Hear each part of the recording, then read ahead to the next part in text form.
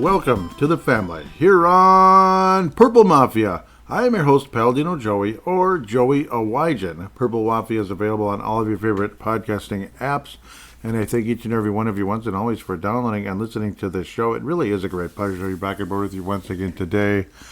It's a beautiful day in May. We're strolling on Purple Mafia one day in the very, very merry month of May, the day before Mother's Day. Purple Mafia on May 9th? Yeah, well, remember the lawn service career. I'm basically semi-retired, so I'm a little bit more available. Maybe I could actually record some more of these suckers. And there's another reason as well, unfortunately, another death in the family, so to speak, when it comes to the Purple Mafia family with the Minnesota Vikings anyway. The Minnesota Vikings lose legendary tight end, number 81, Joe Sensor. Obviously a huge fixture for years in the Minnesota Vikings radio network. Absolutely fantastic. Was a great color commentator with Paul Allen, and even before Paul Allen, but there was a great combination. You have some fun sound bites back in the day. But before we start talking about Joe Sensor, also the other main topic of the show is the signing of Jauan Jennings. Extremely exciting, coming from the San Francisco 49ers. But we're going to dedicate the first part of the show to Joe Sensor. This should be a one-segment shot this time around. I think a lot of these shorter off-season shows that aren't related to the draft or anything, like immediate pro draft or whatever, free agency, stuff like that. Something like this is more likely to be a one-segment shot, maybe two in some rare cases. But yes, we'll dedicate to Joe Sensor right now. And before we get really started talking about Joe Sensor, we're going to give him a moment of silence.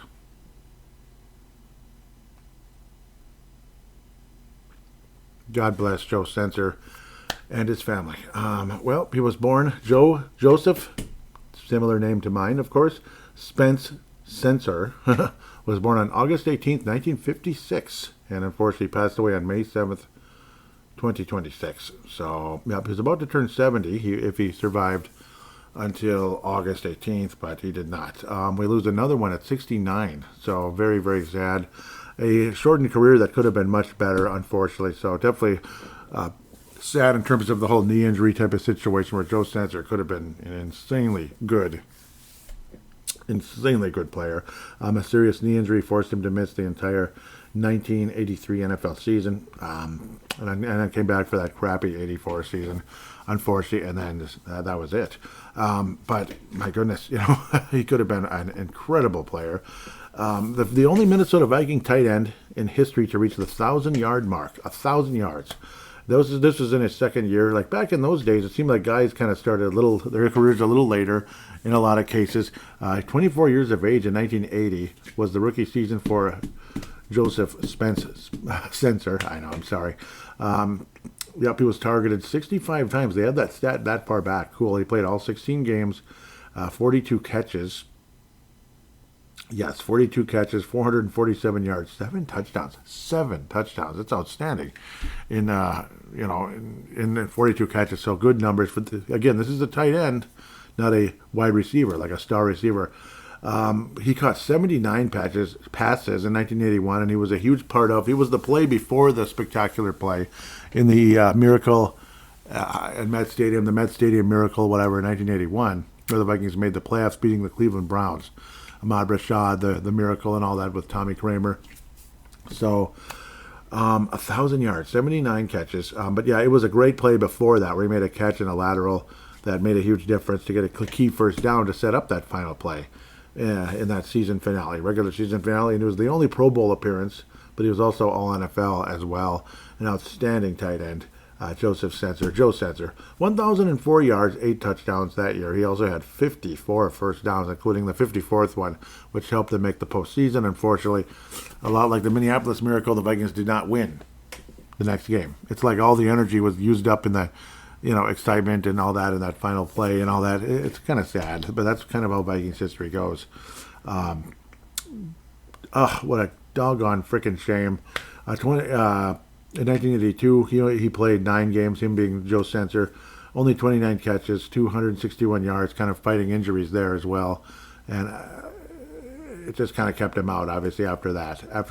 83 did not play a game. Again, only 1 touchdown in 82, came back in 84, that awful season, only 8 games. He was a reserve player at this stage.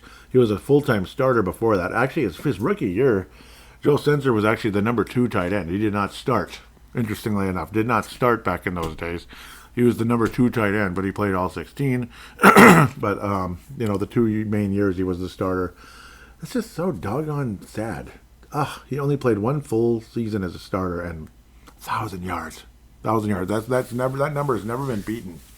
So it's just a damn shame. Like, you think about what he could have been if not for the frickin' knee injury. So you feel bad for the guy. 15 catches, 110 yards, no touchdowns. He had 6 first downs. As a 28-year-old player in 1984, 28-year-old veteran in 1984, and then just said, I'm done, I guess. So that freaking sucks. You feel bad for him. Obviously, apparently, people that knew him, which I'm myself not included, unfortunately. I wish I could meet some of these guys. I'll mention the Vikings I've met at some point, maybe in this show, or others, whichever. He was number 81 before Anthony Carter. So there you go. Probably right before, wasn't he? Because didn't Anthony start in like 85? So interestingly enough, that number 81 got carried forward in a positive direction. But let me tell you, that number would have been dangling in the rafters. And he would have been a nice stud teammate, I think, for Anthony Carter. And who knows, an 86, 87 Vikings team with a healthy Joe Sensor, like never had the knee injury. Who knows? Maybe they could have beaten the Redskins and won the Super Bowl that year. They could have won this. There's a pretty good chance they could have. I mean, I guarantee you, the 87 Vikings would have won the Super Bowl if they could have got past the stupid Redskins, because the Redskins hammered the Denver Broncos in the Super Bowl. The Broncos didn't win Super Bowls back in those days. It was 10 years later that the Broncos started actually being a team that, they made the Super Bowl? Yeah, they're going to win. Except against the freaking Seahawks that one time. But, yeah, okay, I'm full of something. Joe Sensor, man. Really sad. Yep, they keep just saying serious knee injury. Was it an ACL, whatever? But back in those days, I don't know if they talked about the actual injury as detailed back in those days. They probably did in some cases. He was a 1974 graduate of the Milton Hershey School. So you think of Hershey, Pennsylvania. That's kind of cool. He was officially born in Philadelphia and then passed away in Maple Plain, Minnesota. So, yep, he was one of us for a number of years. 6'4", 235 in his playing career. It was a home for underprivileged children, so definitely kind of became something. Definitely made something of himself in such a big way. Also played collegiately for the Golden Rams basketball team, and he was an outstanding basketball player too. And yes, he had an incredibly good vertical. I remember people that would talk about that he could really jump. So he was a great, great, great athlete. And a lot of tight ends, they're actually basketball players because they're super tall and athletic and such. And even back in those days, it wasn't just a big guy who could block a little bit and catch the ball sometimes and rumble for a couple of yards and then be all winded on the bench because he's not really an athlete. He's just a big guy. No, some tight ends are just spectacular athletes, and those are the ones that go on to be like what Joe Sensor was and could have been, that type of thing. Speaking of Rams, I mean, gosh, he reminds me of some of those outstanding Rams receivers. The bigger ones and such. I don't know why my brain is stopping. The Golden Rams. Yep, they were at West Chester University. That's where he played. West Chester University. Not one of those schools you think about too much. But yes, he went to high school in Hershey, Pennsylvania, by the way. So apparently that city literally smells like chocolate. Put 2 and 2 together as to why the city of Hershey, Pennsylvania smells like chocolate. Can you guess why? Hershey? Anyone? Yes. Anyhow, I'm going down multiple rabbit holes, though, trying to have fun a little bit at the same time. You can't, obviously, it's like celebrating a person's life. He had basically a 70% field goal percentage, officially 69.9, that led the entire NCAA Division I college basketball. Insane. It set the then NCAA record percentage, breaking the previous mark of 667, held by Kareem Abdul-Jabbar. Kent, did you hear that name? Kent Martins, probably haven't heard that one. And Al Fleming, who I believe was an NBA. He was NBA. Kent Martins, I don't believe so. But Kareem Abdul-Jabbar, anybody, anyone? Skyhook? Yeah. He was the color commentator for the Minnesota Vikings radio network in 1993-94 and from 2001 to 2006. So I guess in between there, there was nothing. But then when Paul Allen took over in 2001, well, actually he took over in 2002, I apologize. What was that guy's name? I forgot the guy's name that took, it was just 1 year. It was basically 1 year. I remember PA was a bit disappointed, like, why, it should have been him, but basically Red McCombs hired a nephew or something. I believe it was Red McCombs' nephew to be the play-by-play voice, but it only lasted a year, and it's like, you gotta hire Paul Allen. Come on, nudge. And then Paul Allen's been the play-by-play boy ever since, play-by-play guy ever since.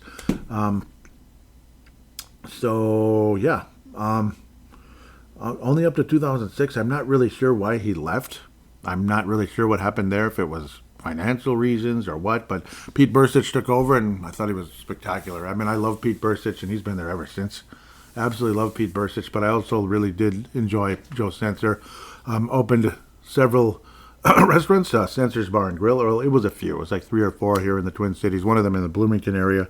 It's the one I often saw the most, and that would be closest to where it was probably the most familiar for Joe Sensor, because Bloomington, Minnesota is where he played most of the time. He did play a little bit in the Metrodome. Well, then again, he was there kind of in that in-between time when the Met was kind of moving on, and then the Metrodome took over the Minnesota Vikings, and the Met was just kind of sitting there abandoned for a few years before it was demolished in 85. So, yes, 81 was the last.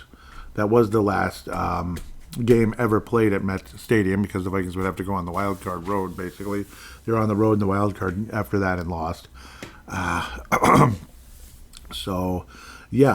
few sound bites. It's just the ones that I remember specifically when the Vikings were getting blown out by the Philadelphia Eagles. Joe Sensor, he was after another Eagles touchdown. I think that was in 2004, because it was a really good Eagles team at the time. That's the one that went to the Super Bowl. And even though Joe was a Philadelphia guy, he said, good golly, this is disgusting. It was kind of like along those lines. And PA was like, we know what he was trying to say there. It was probably GD it, because it's freaking frustrating. Like, this is disgusting. Yeah, the Eagles were annihilating the Vikings along the way during that time. It was a really good Eagles team. I think that was the playoff game. Yeah, the Eagles just blew the crap out of us. It wasn't fun at all. The other one, again, it was PA's first year, 2002, and the Mike Tice, also his first year with the Vikings. So it was exciting. You had Paul Allen and Mike Tice. I keep blanking here. Now I'm thinking that it was actually 2001 also when PA started. I think maybe that was when it was. I'm blanking. I mean, it's 20 years ago, 25 years ago, so it is what it is.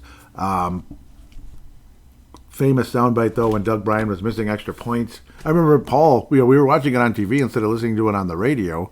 Me and my friend Paul, Tuniverse Canada, we're still friends today, obviously. Doug Bryan, the kicker for the Vikings, kept missing kicks, and it was against a crappy Jets team. Terrible. Obviously the New York Jets have not had a very good run most of the time, except when their defense is super good. Then maybe they make they're a threat. Paul was going, what? Like, how do you miss all these field goals? It was really funny, just yelling out. But then on the radio side, PA was like, a kick is no good again. And Joe Sensor said, come on! Like that, with that Philadelphia accent. It was hilarious. I should try to pick those up somewhere if I can. The extra point, is it? It's no good again! Get the hell out of here! Doug Bryan missed it to the left again, and the Vikings only lead by 2. Come on! Absolutely classic soundbite, and showing the emotion and frustrations there in that missed kick. Missed extra point by Doug Bryan. See, it's extra points. What did he miss? 3? I think he missed 3 extra points in that game. And then Mike Tice had the look of, like, kind of like, I don't know, Don Corleone. He looked like Michael Corleone with that look, like, oh, he's done. Like, he's going to be missing. He's going to be missing, and they'll find him like 2 years from now in the river. Yeah, that kind of thing. Ugh. I don't know. I shouldn't talk stick like that, but it was kind of like that. It was that look. And yes, he was cut the next morning, and Gary Anderson came back. He did. He made the change. Or was it actually? I think it was Morton Anderson. It couldn't have been Gary, could it? Yeah, it was Morton Anderson. Don't think Gary Anderson was back that late in his career. So it was nice though. It was Morton. Yep, he got rid of his kick. He's like, yeah, I changed my dirty socks. I mean my kicker. It was something along those lines, like making fun of like he just didn't like him. But then of course Doug Bryan stayed in the league a long time after that with like the Saints, I believe. Or no, it wasn't the Saints. I think he went to the Jets. I can't remember who it was, or was it the Bucks? I can even look him up. I've got it all right here, so you can just type in for like 1 second here. I can't remember how to spell his name. Yeah, oh yeah, Doug Bryan, kind of like yep, he was a former football kicker. Yep, yeah, he was with the Jets. So who did we lose to? Wasn't it the Jets? Oh, that's funny if he'd wind up on the Jets after that kind of performance. Yeah, it was the Jets and then the Bears. He had a couple of good years for them, and I remember him with the Saints for years. That's my remembrance. Yep, before. And then he just kind of started becoming a journeyman after that because just his accuracy went down the tubes, basically. He was here for 6 games and was cut by Coach Tice and the rest. So Coach Tice and the coach and the GMs and stuff. Yeah, it was Gary Anderson. We did bring him back at 43. Oh yeah, and I think we brought in Davis and then signed in. Then we signed like Greg Davis. That's the other one. He was kind of mediocre, and then we ended up signing Morton. Yeah, I get confused and mixed up. So it was Gary Anderson at 43. That's right. Brought him back. Weird. Okay. Yep. Well, PA would know. So, come on. It's Paul Allen, right? He should know. He was announcing the guys, announcing the guys as everything was happening. So, anyhow, yeah. I mean, Joe Spencer, obviously, terrible to see him die. Health deteriorated. He had multiple strokes. I believe it was 3 strokes. One major one back around 2011, 2012, around there. So that's when his health started deteriorating, and now he's gone, unfortunately. So it was one of those kind of things. Had definitely been kind of out of the picture for a while after all of that, because I mean, occasionally there'd be some news stories and such talking about it, and they'd show him, learning how to walk again, and it's been a tough journey, stuff like that. So there was that, and it was, you appreciated getting to see him, but it was sad seeing him in that condition, though, no doubt about it. Him being, of course, the late, great Joe Spencer. We will give Joe Spencer yet another moment of silence. You're on Purple Mafia. Thank you, Joe. God bless you and your family. Probably was more appropriate to do it now than at the beginning, but, I mean, I don't know. Why not 2 of them, I suppose. We will now attempt to transition. I finally found the word in my head. I was going to wait, what am I going to say? It's transition over to the acquisition of Jauan Jennings. So an $8 million guarantee, up to 13, I do believe. There's conversation of that. Up to 13 in earnings and such for Jauan Jennings, a single-year contract. July 10th, 1997, from Tennessee, 28 years of age, College of Tennessee as well, but lived there and played there. He was a 7th-round pick by the San Francisco 49ers. I remember him being kind of a late pick. Yep, 2020, and he was on my fantasy team. Was a nice help when Brandon Ayuk went out. I'm like, this guy's kind of good. And the next thing you know, he's on the Vikings. Brandon Ayuk had been a bit oft injured. Jauan Jennings had been kind of out of the, he was kind of that third, he was kind of that 3rd, 4th receiver type of guy, like a Jalen Naylor, who was also a 7th-round pick, if I remember correctly. Naylor might have been 5th. But one way or another, kind of like that Jalen Naylor role, that 3rd, 4th receiver, more so 4th, but became like a number 1, number 2, with the injuries to Brandon Ayuk, and of course him also being kind of a biatch behind the scenes. Brandon Jennings went from I keep calling him Brandon Jennings. Wasn't he an NBA player? I believe he was. And then we also had the other Jennings as well on the Vikings, Greg Jennings, years ago, the receiver, the former Green Bay Packer. But Jauan Jennings, again, throughout his career, would average about 300 to 400 yards. His rookie year, though, 5 touchdowns, pretty cool. He only had 1 touchdown in his 2nd and 3rd year, 416 yards in 2022. That Niners team would get to the conference finals and lose, unfortunately. The 23 team looked legit, man. I mean, that was a really good football team. Jauan Jennings was pretty much he started a couple games, but, only 265 yards. Didn't factor a whole lot in the offense for some reason or other, because that was a stacked team. I mean, they had Christian McCaffrey, an awesome acquisition for the San Francisco 49ers, coming in from Carolina and was staying healthy. And oh my God, what a great football team. And Mr. Mr. Irrelevant, basically, taking over, becoming a really nice quarterback for them as well at the time. A legitimate Super Bowl team. I thought they should have beaten the Chiefs. I thought they were better, but unfortunately, it just at the very end couldn't work out. The 49ers, if they scored a touchdown, all they have to do is, pray to God to keep them out of the end zone, them being the Chiefs, and that would have been it. But the Chiefs, regardless, ended up winning that game, winning that Super Bowl, and it was heartbreaking. Very disappointing. But, I mean, even if the Chiefs scored a touchdown, that wouldn't have ended it. Then the Niners could have potentially won it with anything after that. So, if only the Niners could have scored a touchdown. It's funny how in the playoffs it's sudden death, where in the regular season, if the Niners score a touchdown, they win the game. But in the playoffs, it's sudden death. It keeps going. In that situation, at least for the first two possessions, the Chiefs would have an opportunity to score a touchdown to continue the game, and all of that. Otherwise, if the Niners would be able to do anything after that, it becomes 1,000% sudden death, playing until even a 60-yard field goal, winning it, and the Niners were world champs. And yeah, that triggered that memory. It sucks. But then 27, Brandon Ayuk had the terrible knee injury. Hasn't been the same since then. Brandon Jennings. Jauan Jennings would start 10 games, 975 yards. It factored quite a bit in that offense and was a nice fantasy player when I made my return to fantasy football in 2024. Came out of retirement. Made the playoffs in 25. Yeah, I'm proud of that. I believe Jennings was on my team off and on last year as well. He played all 15 games. Well, he started 15 games. He played all 15 games and started all of them because he's becoming more of a main receiver now at age 28, which unfortunately is when Joe Sensor had to retire, was 28. 9 touchdowns, 643 yards.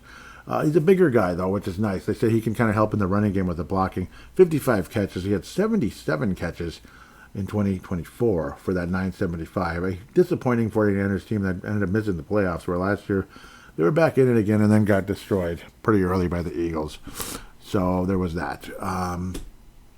75 games so far for Mr. Jennings. 22 touchdowns, 210 catches, 2,581 yards. So, they don't blow your socks off necessarily. They don't jump out at you. But a legitimate player. 6'3", 212, bigger dude. Kind of like you could say kind of a Jake Reed-ish. Kind of like a big Jake Reed type of guy who can get the job done. Nothing perfect, nothing spectacular. He was looked on as one of the top remaining free agents. And then, he added, I was able to sign with the Minnesota Vikings for a year at the very least, and we'll see what happens. There's a chance to maybe sign for much more if he has a big-time year, or maybe stick around here, because I don't know if we're going to sign him for much more with our salary cap situation here in Minnesota with the Vikings. But, what am I trying to say? Yeah, I mean, would we be able to keep him with our salary cap situation? Hard to say.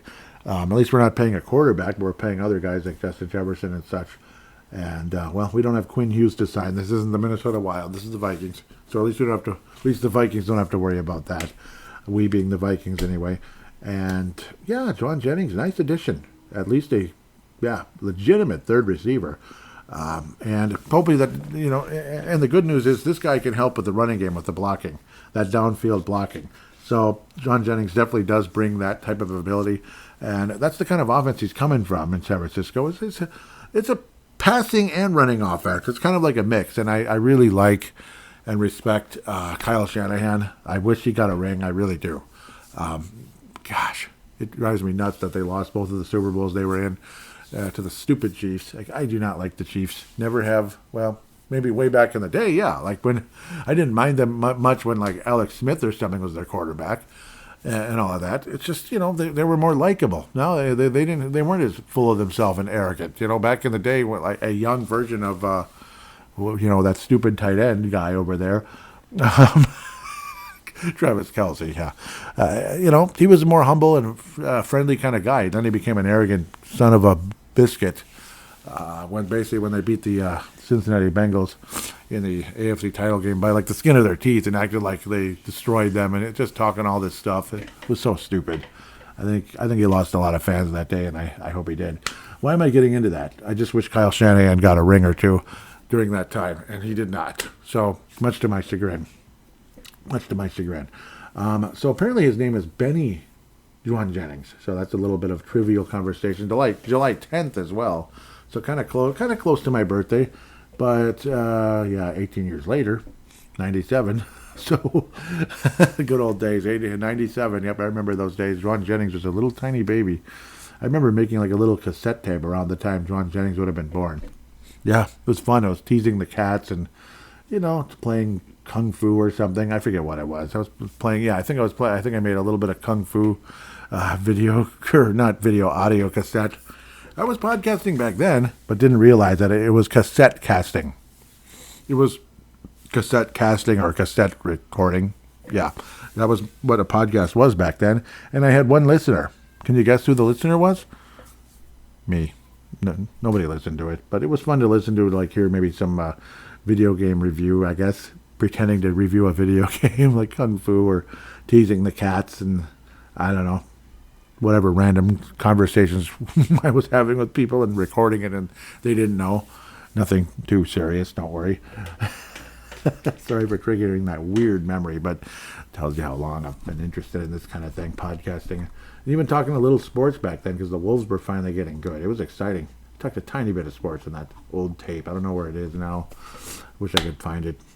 I have no idea. It's a bummer. It's cool when you can find something that long ago.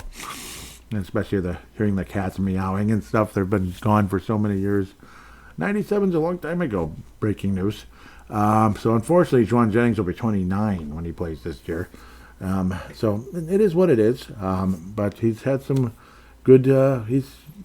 He's a nice addition, basically. Bottom line. I kept thinking he wasn't going to wind up here when he left. I mean, how many times does a player come into town, and we, whatever, wine and dine, whatever, conversate, whatever the heck the thing is, talk it over, talk money and term and all that, and then they leave without a contract, and it's like, I bleep, it's over.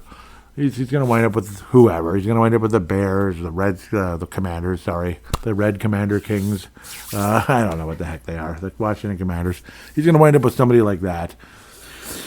Or the Jets, I don't know, who knows. That'd be funny if he went there. But no, he sided with the Vikings. So Jauan Jennings is a Viking. Kind of cool, kind of exciting, because he's been a name the last 2 years. Not a star, but a really nice addition to a team that could use a really nice addition, a veteran help at the receiver position. And yeah, I mean, he's kind of like a poor man's Jake Reed. Bigger guy who can make plays but also block really well downfield. So that's what's exciting about the Jauan Jennings addition.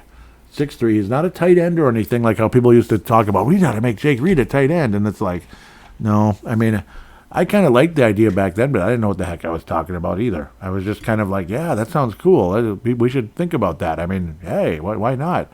And then it's like, he's a receiver. He plays a totally different type of game. Yes, they can block downfield, but not way up by the line at times, which tight ends do. Tight ends are big. I mean, really big. Mike Tyson's a huge guy, and he was a tight end, of course. Mike Tyson's a huge guy. Joe Sensor is pretty big too, but a super athletic version of one as well. So God bless Joe Sensor, and very happy to have Jauan Jennings added to the Minnesota Vikings, and very happy to be with you today, even if it's a little bit on the shorter side, because this isn't going to be an hour and a half show reviewing a game that was dramatic and back and forth, and oh my God, this was good, or oh yikes, that was terrible. None of that kind of stuff. Just sad news with Joe Sensor, and happy news with Jauan Jennings coming to the Minnesota Vikings. So positive and sad, of course. Unfortunately, more death, but you hope it's not like a current player, tragic type of stuff. You pray to God that kind of thing does not happen at all to any of the young draft picks, like a couple of years ago with Tyree Jackson. It was a terrible day. Terrible, sad story. I hope you don't have to get into that type of thing again. But again, it's also celebrating the life and legacy of Joe Sensor. Apparently one of the true good guys out there. And you could tell he was. He would come on KFAN at times and such. And also just, PA had nothing but good things to say about him forever. So not just recently, but like back then. So when they were working together. So with that said, I want to thank you so much for listening. Please do put a 5-star rating for Purple Mafia on Apple Podcast, Spotify, or any other app that allows you to do so. And if you could write a review, a positive review about what you like about the show, it would be greatly appreciated. Please do. It could really help the show. Share it on Twitter and such. I'm going to share it in the Facebook stories. I don't know if that's any good. Maybe if you can share it somehow. If you happen to be somebody that follows me on Facebook or anything, if you care to. It's the same name, Joey Awajan, on there. So otherwise, Twitter, at Purple Mafia Show. The Instagram as well, at Purple Mafia Show. So pretty convenient. Oh, there might be some fan interaction, and I should probably check it out real quick. I apologize. I'm about to walk away. Dang it. There might be. Now it's resetting on me. I didn't want that. See if there's a little bit of fan interaction. I think there is. Maybe some draft conversation. A lot of people are excited about Big Citrus coming. A lot of people are very excited. So Kirby Puckett, 42 years ago, made his MLB debut today. Cool. We missed you, Kirby. This would be the Minnesota Twins themselves. May 8th. That was yesterday. So he made his Major League Baseball debut 42 years ago. 1984? I thought he started a little earlier, but I guess he was drafted a couple years earlier. Okay, this is very interesting. A couple of comments from Mad Martin. Really happy to see him there. I mean, definitely huge. Here we go.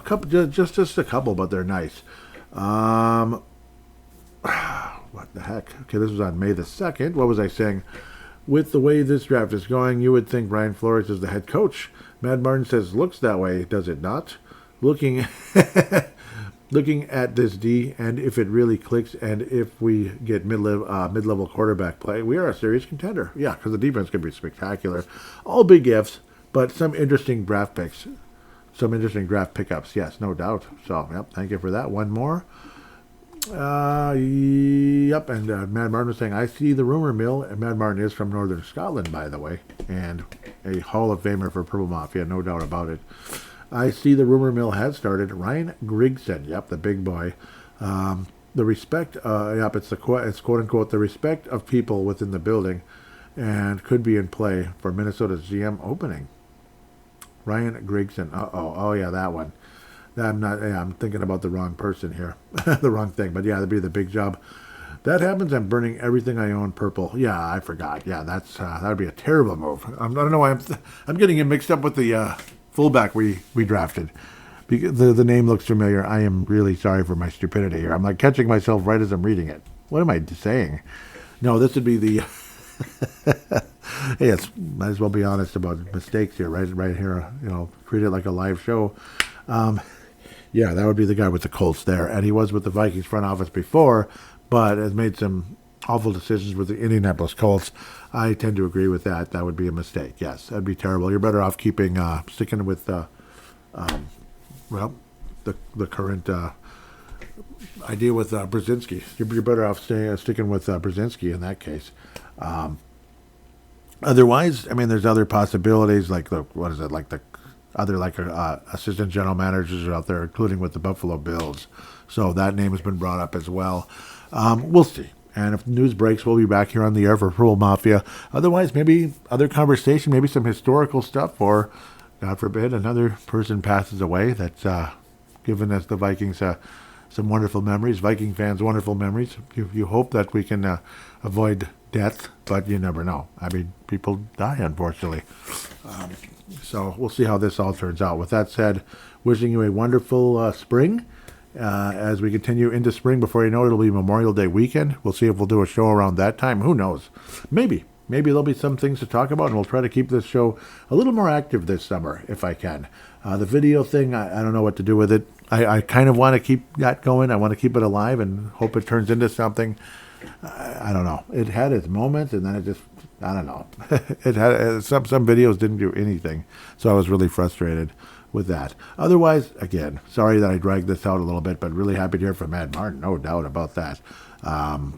Hopefully the Vikings make a good decision with the new general manager. Otherwise, take care, God bless, and we'll talk to you soon.